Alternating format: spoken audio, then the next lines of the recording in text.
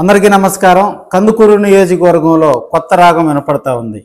నిన్న మొన్నటి వరకు కూడా కందుకూరు కాన్స్టిట్యున్సీలో వర్గ విభేదాలు ఉన్నప్పటికీ కూడా వైసీపీలో అవి బహిర్గతం కాల.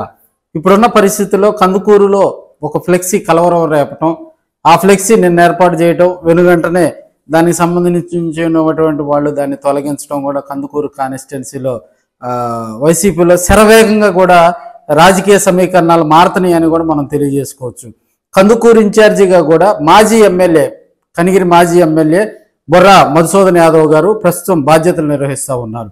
అయితే ఇక్కడ జరగాల్సినటువంటి పరిణామాలు పక్కన పెట్టేసి పార్టీ క్యాడర్ తోటి అక్కడ ఉన్నటువంటి పరిస్థితులను చక్కబెట్టుకోవటం, కార్యకర్తలని ఒంటెద్దు పోకళ్ళు మానేసి ఒక తాటి మీదకి తీసుకురావడంలో కూడా బొర్రా మధుసూదన్ యాదవ్ సక్సెస్ కాలేకపోతున్నారని తెలియజేసుకోవచ్చు.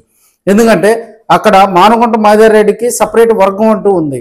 సో ఆయన అక్కడ సిట్టింగు, ఆయన గతంలో అక్కడ ఎమ్మెల్యేగా మంత్రిగా పనిచేసినటువంటి దాఖలాలు ఉన్నాయి. సో ఇక్కడ ఏ కార్యక్రమం మొదలుపెట్టినా కూడా రెండు వర్గాలుగా కూడా కందుకూరు కాన్స్టిట్యున్సీలో ప్రజలంతా విడిపోతూ ఉన్నారు.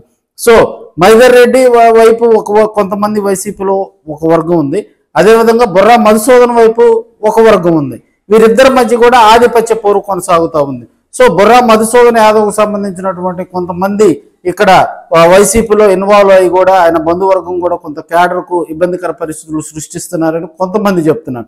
కొంతమంది వచ్చేసి బొర్రా మధుసూదన్ యాదవ్ సక్సెస్గా అక్కడ ఉన్నటువంటి కార్యకర్తలందరితో కూడా కలుపుకొని అధిష్టానం ఏ కార్యక్రమం పెట్టినా కూడా ఆయన ఒక 2 రోజులు 3 రోజులు ఇక్కడే కార్యక్రమాలు ఏర్పాటు చేసుకొని కూడా కార్యకర్తలకు ఇబ్బంది వచ్చినా కూడా అధిష్టానంతో మాట్లాడి వారికి అండగా ఉంటూ ముందుకు పోతూ ఉన్నారని చెప్పి ఒక వర్గం మాటలు దాటవేస్తూ ఉంది.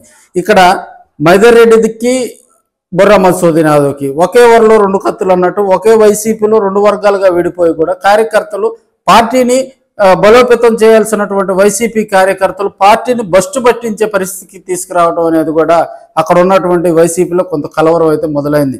మరి అధిష్టానం జోక్యం చేసుకొని మైదర్రెడ్డి గారితో ఇటు బొర్రా మధుసూదన్ యాదవ్ తోటి ఎంత రాజకీయాలు చర్చలు జరిపినప్పటికీ కూడా అవి కార్యరూపం దాల్చేసరికి అక్కడ ఉన్నటువంటి క్యాడర్లో వర్గ విభేదాలు గుప్పుమంటున్నటువంటి పరిస్థితులు. మరి కందుకూరులో కొత్త రాగం వినిపిస్తుందా? మైదర్రెడ్డి అదేవిధంగా బొర్రా మధుసూదన్ యాదవ్ ఇద్దరు ఒక చోట కూర్చొని అక్కడ ఉన్నటువంటి పరిస్థితులు చక్కబెట్టుకొని మాట్లాడుకొని అక్కడ ఉన్నటువంటి క్యాడర్ తోటి కూడా మమేకం అవుతూ రాబోయే రోజుల్లో వైసీపీలో వర్గ విభేదాలు లేకుండా మళ్ళీ ఆ పార్టీని కనుక గాడిన పెడితే రాబోయే రోజుల్లో కందుకూరు వైసీపీలో అద్భుతాలు చూడొచ్చు అని కూడా రాజకీయ విశ్లేషకులు అయితే చెప్తా ఉన్నారు.